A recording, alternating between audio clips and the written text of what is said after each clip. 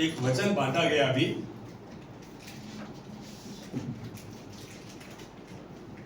गन्नू ने बांटा। वचन कितना जरूरी है। यीशु मसीह का महान नाम हमें दिया गया है और उसने कहा मेरे नाम से तुम कुछ भी मांगोगे तुम्हें मिलेगा।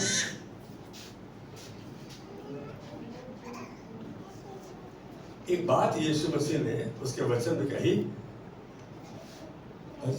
उसने अपने महान नाम से भी ज्यादा अपने वचन को महत्व दिया। किसको महत्व दिया? वचन को। और इस बात की पुष्टि, ये बात किसने कही? दाऊद ने, कि तूने अपने महान नाम से भी ज्यादा अपने वचन को महत्व दिया। यही बात को यूहन्ना में पहले अध्याय पहली आयत में कहा गया, आदि में वचन था, वचन परमेश्वर के साथ था, वचन परमेश्वर था, वचन परमेश्वर है। जो कुछ उत्पन्न हुआ उसी के द्वारा उत्पन्न हुआ। निर्गमन 15 का 26 पढ़ा गन्नू ने, उसमें क्या कहा गया? यदि तू अपने परमेश्वर यहोवा का वचन तन मन से सुने और जो उसकी दृष्टि में उचित है वही करे, उसकी सारी विधियों को माने, उसके कहे पे चले, उसकी आज्ञाओं को जाने, तो परमेश्वर ये वादा कर रहा है कि जितने रोग मैंने मिस्रियों पर भेजे थे, जितनी प्लेग्स भेजी थी, उसमें से एक भी तुझ पर ना भेजूंगा, क्योंकि मैं तेरा चंगा करने वाला यहोवा हूं। स्तुति आराधना कर रहे थे, आज एक बार फिर ऐसा महसूस हुआ, अरे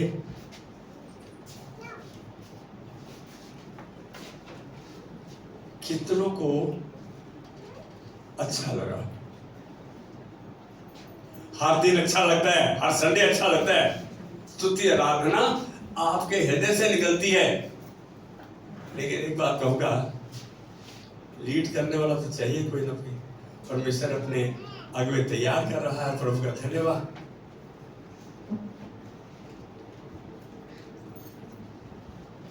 मेरी नजर में मुझसे पूछो तो आप सब धर्मी जन हैं। कितने लोग हैं जो अपने आप को दोषी मानते हैं, अपने आप को पापी जानते हैं, अपने आप में कुछ ना कुछ खोट पाते हैं? कितने हैं हमसे? ईमानदार रहना, मुझ में ये कमी है, मेरे पास ये नहीं है, गुड। एक तो बंदे हैं जो ईमानदार हैं।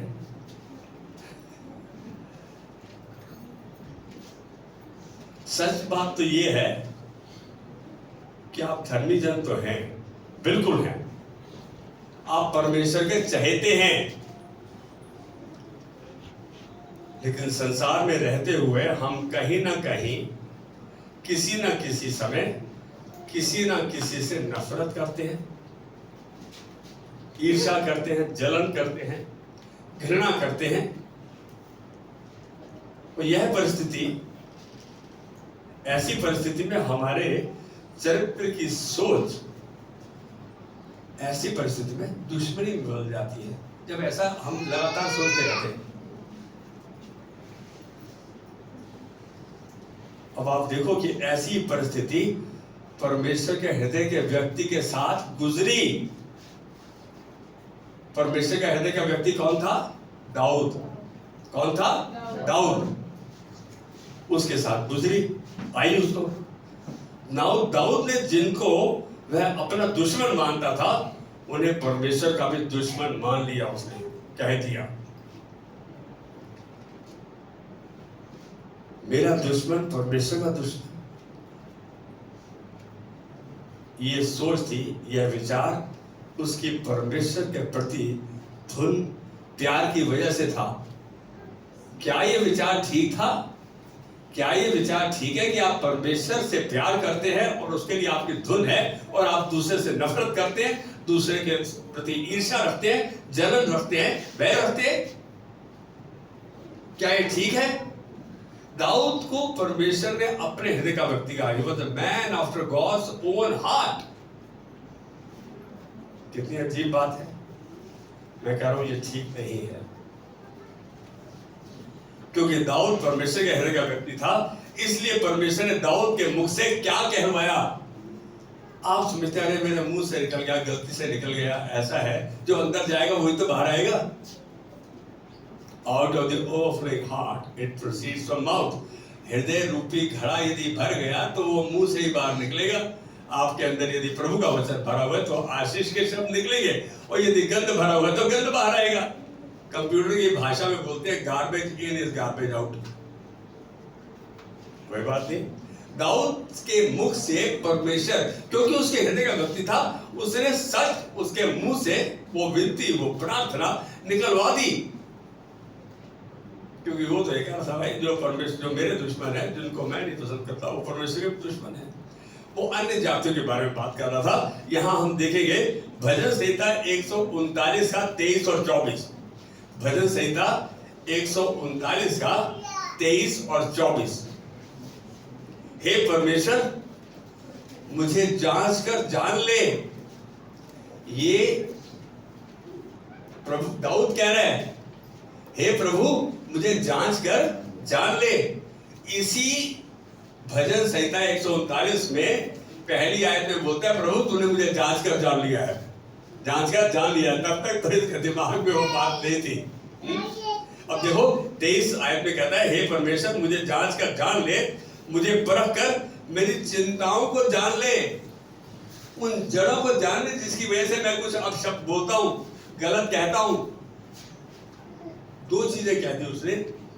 पहले तो मुझे जांच। एक बात सुनो, यहां पर अभी मैंने पूछा कि कौन दोषी है, कौन अपने आप में गिल्टी महसूस करता है, कौन अपने आप में पापी महसूस करता है।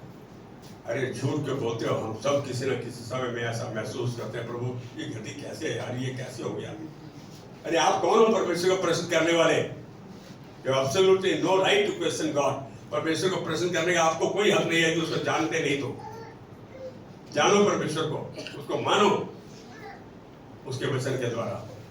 यहाँ दाऊद ने जब इस बात को कहा तो परमेश्वर के आगे अपने हृदय को खोल दिया। प्रभु कोई भी यदि उसमें गलत है, कोई भी उसमें ऐसा जहरीला पदार्थ है, उसे जांच। और आगे क्या कह रहा है 24 आयत में, और देख कि मुझ में कोई बुरी चाल है कि नहीं। बोल रहे कि कोई ऐसा चीज तो नहीं है, कंटामिनेंट तो नहीं है, पॉइजन तो नहीं है, जहर तो नहीं है। नफरत, ईर्ष्या, वैर, जलन, ये सब जहर तो है, जहर है। मैं एक कहावत बोल रहा हूं, bitterness is the root cause of all disease. कड़वाहट सब बीमारियों की जड़ है। यहां आगे बोल रहा है, लास्ट में कह रहा है कि और अनंत के मार्ग में मेरी अगुवाई कर, एवरलास्टिंग लाइफ के उस रास्ते पर मेरे को लीड कर, मेरी अगुवाई कर, मेरा हाथ पकड़ के लेके चल। उसने अपने हृदय को खोल दिया। मैं कह रहा हूं कि हम कहां हर रोज ये सुबह प्रार्थना करते हैं कि प्रभु मेरे हृदय को जांच कर जान ले और मुझे परख कर मेरी चिंताओं को जान ले। हम समझते हैं परमेश्वर को थोड़ी पता मेरी चिंता, मेरी परेशानी। अरे वो सब कुछ जानता है, ऑल नोइंग गॉड। और देख कि मुझ में कोई बुरी चाल है। वो इसलिए कह रहा था क्योंकि उसको पता था कि परमेश्वर ही झांक सकता है आपके हृदय में। वही आपके हृदय को सर्च कर सकता है, ढूंढ सकता है, आपके मन को, आपके हृदय को के अंदर झांक कर देख सकता है। आज मैं कहूं कि यहां पे गलत कोई नहीं है हम। क्या हमारी रोज की ये प्रार्थना है कि प्रभु मुझको जांच कर जान ले, मुझे परख कर मेरी चिंताओं को जान ले। क्यों कह रहे हैं? क्योंकि मेरा परमेश्वर मेरी चिंता का निवारण है। मेरा परमेश्वर ही मेरी चिंता को दूर कर सकता है। तो मैं उससे बात करूं ना जो कर सकता है। और देख कि मुझ में कोई ऐसी बुरी चाल तो नहीं। अनंत के मार्ग में मेरी अगुवाई कर। इन दो आयतों में दाऊद परमेश्वर को विनती कर रहा था, प्रभु मेरे हृदय को और मेरे मन को जांच पड़ताल कर और मुझे बता कि इसमें कोई पाप तो नहीं। उसे बता नहीं, चिन्हित कर, दर्शा मेरे को। केवल परमेश्वर दर्शाता हमारी कमियों को, हमारी घटियों को, हमारी इच्छाओं को, हमारे पाप को, हमारे नफरत, ईर्ष्या, ये खाली परमेश्वर दर्शा सकता है जब आप उसके साथ जुड़ते हैं उसके वचन के द्वारा। यीशु मसीह ने तो परमानेंट निवारण कर दिया, यदि तुम मुझे बने रहो, इसका मतलब मेरी बातों को जानो, मेरे वचन को जानो। 15:7 यूहन्ना में, यदि तुम मुझे बने रहो, मेरी बातें तुम्हें बनी रहे, जो चाहो तुम्हारे लिए हो जाएगा, वो तुम्हारे लिए किया जाएगा। यहाँ दाऊद अपने हृदय को परमेश्वर के सामने उंडेल रहा था और कह रहा था, प्रभु एक बात, इसको क्या बोलते हैं? इसको आत्मिक सर्जरी बोलते हैं, आत्मिक शल्य चिकित्सा। आपकी आत्मा की चिकित्सा हो रही है, काट छांट, इसके लिए परमेश्वर से वो कह रहा था। सच में यह अनोखी आत्मिक सर्जरी है, शल्य चिकित्सा है। सच में हम अपने आप, अपने पाप को नहीं उजागरित कर सकते, नहीं जान पाते कि मैं गलत कर रहा हूं, मेरा पाप है ये, जब तक परमेश्वर हमें न दिखाए, जब तक वो हमें न बताए, चिन्हित ना करे, हम इससे छुटकारा नहीं पा सकते। तो मेरे को एक चीज जानना जरूरी है, मैं परमेश्वर के सामने अपने हृदय को उंडेलूं, pour out your heart, अपने हृदय को परमेश्वर के आगे उंडेलो और उससे वादा करो। प्रभु, दाऊद ने पता है क्या कहा? प्रभु तेरा वचन मेरे पांव के लिए दीपक और मेरे मार्ग के लिए उजियाला है। भजन संहिता 119 का 105, तेरा वचन मेरे पांव के लिए दीपक और मेरे मार्ग के लिए उजियाला है। और 106 में कहता है प्रभु मैंने शपथ खाई है कि मैंने ठान लिया है कि मैं तेरे धर्ममय नियमों का पालन करूंगा, तेरी आज्ञाओं, चितौनियों, विधियों को जानूंगा और मानूंगा। जब ये कसम, शपथ खाई का शब्द दाऊद के द्वारा, जबकि विश्वास करो, आपको, मैं कोई टीवी में प्रोग्राम देख रहा था, देखो मैं ऐसा नहीं कि परमेश्वर की महिमा के लिए आपको, माधुरी दीक्षित कह रही है कसम खा तू मेरे से प्यार करता है। माधुरी दीक्षित तो बोलते हैं झूठे कसम खाते हैं, झूठे लोग कसम खाते हैं। अरे परमेश्वर के साथ दाऊद ने की, वो पुराना नियम था, नए नियम में उसने सब कुछ बदल दिया, लेकिन वाचा नहीं बदली। वाचा तो परमेश्वर की ओर से वो है कि मैं तेरे लिए करूंगा ये, अरे हमेशा तुम्हारे साथ है, ये वाचा है, आपके अंदर है, ये उसकी वाचा है, आपके साथ है, ये उसकी वाचा है, वो हमेशा रहेगा। हम उसके वचन के अनुसार अपने जीवन को बिताएं, फिर आपके मुख से वही निकलवाएगा जैसा दाऊद के मुख से निकलवाया। कैन यू से आमेन विद मी? जब परमेश्वर हमें दर्शाता है, दिखाता है, चिन्हित करता है, तब हम पछतावा कर सकते हैं। हमारे पास प्रभु मैंने दिखा तो दिया पछतावा, उसके बाद वो मेरे लिए क्या है कि मैं पछतावा करूं, माफी मांगू परमेश्वर से। माफी मांग सकते हैं और माफी को पाते हैं। इसे अपनी प्रार्थना बनाए। क्या बनाए? प्रार्थना। अरे आपके लिए कितनी बड़ी प्रार्थना है ये, आपको परमेश्वर के पास दोबारा आने का मौका दे रही है। दोबारा क्या, हर रोज ये प्रार्थना होनी चाहिए। हम तो हर रोज अपने मुख से वो शब्द निकालते हैं जिनकी जरूरत ही नहीं है। आपके शब्द दर्शाते हैं आपके चरित्र को, आपके जीवन को, आपके विश्वास को, आपके अविश्वास को, आपकी सारे चरित्र को चित्रण कर देता है। जब आप ऐसा करते हैं तब आप परमेश्वर के अनंत मार्ग की अगुवाई पाते हैं। उसने तो साफ कहा, मांगो तो तुम्हें दिया जाएगा, खटखटाओ तो तुम्हारे लिए खोला जाएगा, ढूंढो तो तुम पाओगे। मांगो क्या? दुबली पतली काली हो लेकिन पैसे वाली हो, ये नहीं। मांगो प्रभु तेरी उपस्थिति, तेरी अगुवाई। सॉरी, यदि वचन में थोड़ा सा आनंद नहीं होगा, खुश होकर दिखा दो चेहरा, ऐसे बैठे जैसे पता नहीं किसी मातम की सभा में आए हो। अरे खुश हो जाओ, आज जन्मदिन मना रहे हैं हम मंजुला का, प्रभु का धन्यवाद कर रहे हैं। आज हम यीशु मसीह के उस उत्सव का, जिसने उस अपने कुर्बानी के द्वारा, अपने बलिदान के द्वारा हमें जय दिलाई, हमें छुटकारा दिया, हमारे लिए वो शांति दी हमें जो हमारी समझ से परे है। अरे उसका काम अद्भुत है, हमारी समझ के बाहर है। यह सच में परमेश्वरीय आत्मनिरीक्षण है, सेल्फ इंट्रोस्पेक्शन मैं कहूंगा, गॉडली इंट्रोस्पेक्शन कहूंगा। ऐसा करना प्रतिदिन की परमेश्वरीय संगति में हमें बनाए रखता है और हम उसकी नजदीकी में बने रहते हैं और उसकी नजदीकी में बढ़ते जाते हैं। तृतीय आराधना में बाद में भी माना जाता, आप परमेश्वर के साथ संगति करो, तभी तो वो बोलेगा, तभी तो बताएगा।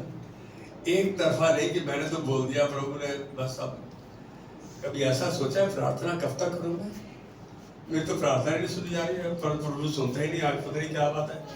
अरे वो सुनता है, तुम नहीं सुनते, हम नहीं सुनते, हम जानते नहीं, मानते नहीं। लेकिन एक बात जो लो, जब आप उसकी नजदीकी में बढ़ते हो तो आपकी चिंता खत्म हो जाती है, आपका विश्वास बढ़ जाता है, आपका हियाव बढ़ जाता है। आप अलग चीजों को देख लेते हो, आप छुटकारे को देख लेते हो, आप बहुतायत को देख लेते हो। अरे मेरे से ज्यादा कोई असुरक्षित बंदा नहीं था। 30, 31, 32 साल तक मेरे को रात को सपने आते थे कि मेरे को कोई आसमान में ले गया और ऊपर छोड़ दिया उसने, और मैं रोता हुआ तेरे की मैं गिर जाऊं, मर जाऊंगा मैं। असुरक्षा की भावना। लेकिन प्रभु धन्यवाद, अब चाहे मैं मर भी रहा हूं फिर भी धन्यवाद करूंगा, क्योंकि प्रभु तेरी इच्छा है कि हम सब बातों में तुझे धन्यवाद का बलिदान चढ़ाएं, क्योंकि मसीह यीशु तेरी हमारे प्रति यही इच्छा है। हमारी कोई परिस्थिति मृतक नहीं, यहां सब जीवित बैठे हैं। परमेश्वर आपकी प्रार्थना सुनना चाहता है। क्या हम राजी हैं? आइए उसके पास आएंगे, क्यों नहीं आए? अब मैं एक वचन बोल रहा हूं, जब बढ़ते जाते हैं, भजन संहिता 145 का 14 और 18 बोला, यहोवा सब गिरते हुओं को संभालता है। जब आप पुकारते हैं तो आपको संभालता है और सब झुके हुओं को खड़ा करता है। कितनी बड़ी बात है, जो गिर रहा है उसे संभालता है और जो झुके हुए हैं उनको खड़ा कर देता है। सच तो यह है कि कभी कभी हमारे बोझ हमारे सहने के बाहर होते हैं, हमें ऐसा महसूस होता है, तो परमेश्वर को दो ना। Cast your burden for he cares for you। अपने बोझ को यीशु पर डालो, क्योंकि उसको तुम्हारा ख्याल है। जीवन के ऐसे मोड़ पर दाऊद हमें यहोवा की ओर फिरने को कहता है। दाऊद ने हमें बोला कि परमेश्वर के पास आ जा, उसके सामने अपने हृदय को डेल, क्योंकि परमेश्वर नहीं चाहता कि मेरे बच्चे मुझसे दूर रहें।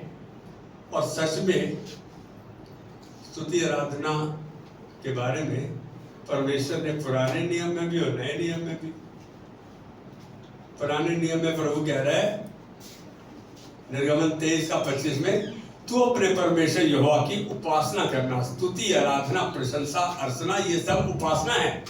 तो अपने परमेश्वर यहोवा की उपासना करना, तब वो तेरे अनजन पर आशीष देगा और सुरक्षा को दूर करेगा। तब वो तेरे अनजन पर आशीष देगा, तेरे मध्य से लोगों को दूर करेगा। दोनों चीजें बोल रहा है, आशीष भी देगा, चंगा भी करेगा।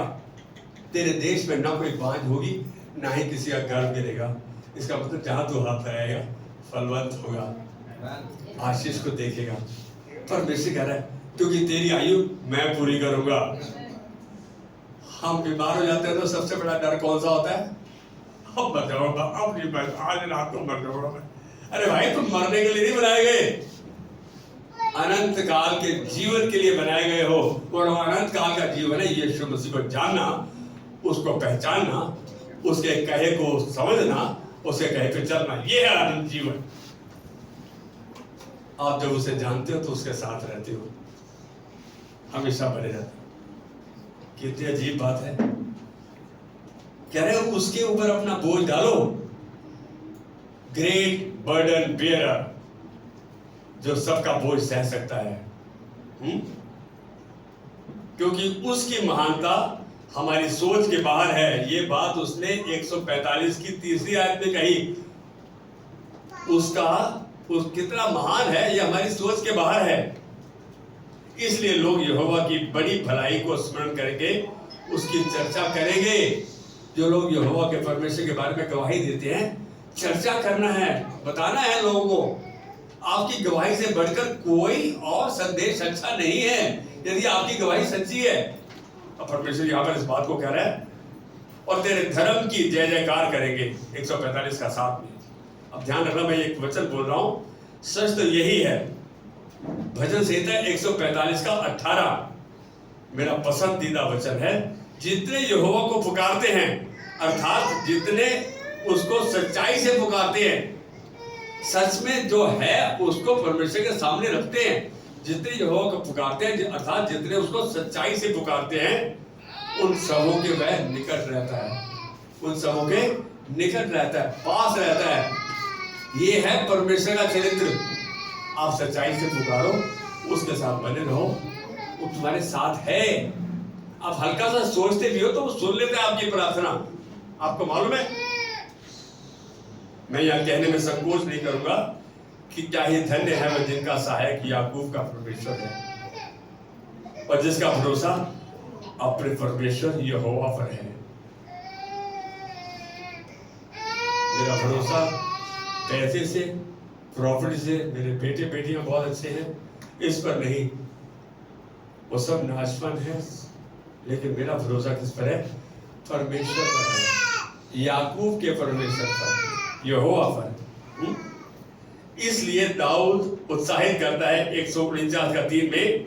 ध्यान रखना, दाऊद एक बार फिर भजन संहिता 149 के 3 में उत्साहित कर रहा है, नाचते, क्या कह रहा है कि नाचते हुए उसके नाम की स्तुति करो, डफ और वीणा बजाते हुए उसका भजन गाओ, क्योंकि यहोवा हमें स्तुति प्रशंसा के लिए आमंत्रित करता है। तुम अपने परमेश्वर यहोवा की उपासना करना, ये आमंत्रित कर रहा है, हमें गाइड कर रहा है परमेश्वर की, करो। हम समझ रहे हैं, मैं घर पे कैसे लगा लेता हूँ, बात कर लेता हूँ। अब मैं इसको छू रहा हूँ अपने बेटे को, ये अपने घर पे बैठे मैं छू सकता हूँ? मेरे को मालूम इसका छुआ तो परमेश्वर की आशीष इसके अंदर प्रवेश कर गई है। जानो इस बात को, आपके अंदर परमेश्वर की उपस्थिति है। क्या तुम नहीं जानते तुम परमेश्वर का मंदिर हो? परमेश्वर की आत्मा तुम्हें वास करती है। पहला कोरिन्थियों 3 का 16 और 6 का 19 इस बात का प्रमाण है, प्रूफ है। हमें इस बात को कहा गया कि तू अपने परमेश्वर यहोवा की आराधना करना, स्तुति करना, अर्चना करना, उपासना करना, तब वो तेरे अंजल पर आशीष देगा। तब इसका मतलब परमेश्वर चाहता है हमसे कि हम नाचते हुए, बजाते हुए, गाते हुए, जो कुछ आपको बजाना आता है। एक टाइम था हमारे पास सारी ढपली थी, सीमा ढपली थी, और हम ऐसा समझते थे कितना अच्छा गा रहे हैं, और सच में अच्छा गाते थे, कोई गलती नहीं होती थी, कोई किसी को बोलता नहीं था, अरे तू गलत गा रहा है। एक बार परमेश्वर ने मौका दिया, एक झुंड में था मैंने उनको बोला आज एक एक बंदा गा के दिखाएगा, और हमारी चर्च के बहुत सीनियर बंदे थे वो, सबको लगा तो मजा आ जाएगा। अरे जब मैंने एक एक करके उनको सुना, मैं बोला भैंस की आवाज अच्छी है, इनकी तो आवाज ठीक नहीं है। आप समझ सकते हैं, उनको खुद को लगाया कितना भद्दा गाते हैं। मैं बोला नहीं, अब इसी गीत को सब मिलकर गाएंगे। एक गेंदे का फूल है, गुलाब का फूल है, अलग अलग फूल है। अब वो फूल लाए हुए 3 दिन हो गए, थोड़ा सा मुरझा गया। उन्हीं फूलों को जब आप सारे फूल मिलकर गुलदस्ते में डाल देते हैं तो गुलदस्ता बन जाता है, वो बुके बन जाता है। परमेश्वर के सम्मुख कितना सुंदर दिखता है। सब मिलके करते हैं तो सुरीली आवाज बन जाती है। अरे आप ये देखो कि वही गीत एक एक ने गाया, तो मेरा तो ऐसे महसूस हुआ ये मेरी उम्र क्या एक्सपीरियंस है इनको, और इनको गीत के शब्द भी नहीं पता और गीत भी नहीं पता। लेकिन नहीं, वो कमी देखने का काम नहीं है प्रभु के दास में। प्रभु का दास उनको उत्साहित कर रहा था कि आप प्रभु की नजर में सबसे उत्तम, सर्वोत्तम, धर्मी जनो, यू आर द बेस्ट। आपकी स्तुति प्रशंसा से यहोवा आनंदित होता है, परमेश्वर खुश होता है। एक बात सुनो, मैं किसको बोलूं यहाँ भंगड़ा करके दिखाओ, आज भंगड़ा सामने डांस करके दिखाओ, कोई एक बताओ, खड़े हो हैं, कोई कसरा ना। ये तो ऐसा है, ये तो अद्भुत सृष्टि है प्रभु की, एक दान है, एक ब्लेसिंग है। आप कितने गुस्से में हो, कितने तनाव में हो, बच्चों के पास आ जाते हो तो आपका तनाव दूर हो जाता है। ऐसे ही परमेश्वर हमारे साथ मिलके खुश हो जाता है, हमारे तनाव को दूर कर देता है जब हम उसके पास आ जाते हैं। मेरी बात को समझ रहे, हम उसके बच्चे हैं, हम उसके बच्चे हैं। प्रभु अपने बेटे बेटियों को, अपने दासों की, अपने सेवकों की साथ संगति करता है, स्तुति आराधना से प्रसन्न होता है और हमें आशीष देता है, चंगा करता है, फलवंत करता है। ये है उसका 15 का 26, निर्गमन 23 का 25। परमेश्वर का मैं तुमको आशीष दूंगा। वो कह रहा है मेरे साथ बने रहो, मेरे साथ जुड़े रहो। जैसे दादी दाखलता के साथ जुड़ी रहती है, तो जो दाखलता में रस होता है, फल होता है, वो फल में आता है, रस भरे और लहलहाते रहते हैं। आप इस चीज को जानो, परमेश्वर आपको आशीष करता है तो फलवंत भी करता है, आपकी देह को, आपके मन को, आपकी आत्मा प्राण को चंगा भी करता है। यदि परमेश्वर ऐसा कर सकता है तो फिर हम उसके पास क्यों ना आए?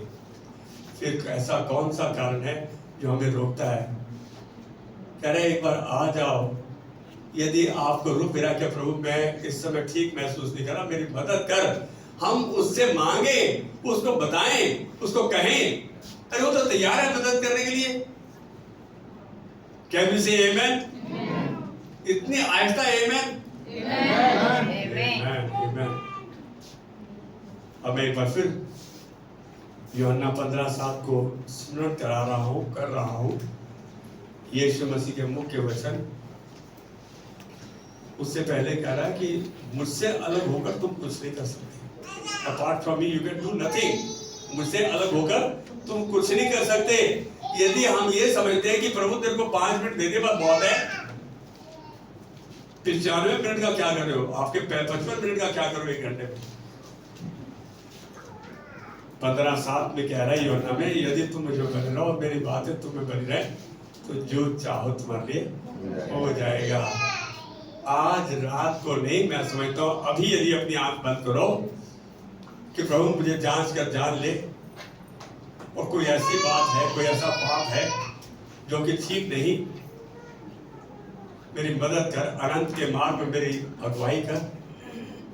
प्रभु धन्यवाद देते हैं आज इस परिवार को, एक एक जन को जो आज यहाँ तू लेकर आया है, जो नहीं भी आने पाए प्रभु, आज उनको भी तेरे हाथ में देते, उनकी भी शल्य चिकित्सा कर और उनकी मदद कर। धन्यवाद देते हैं, तूने तो विनती पहले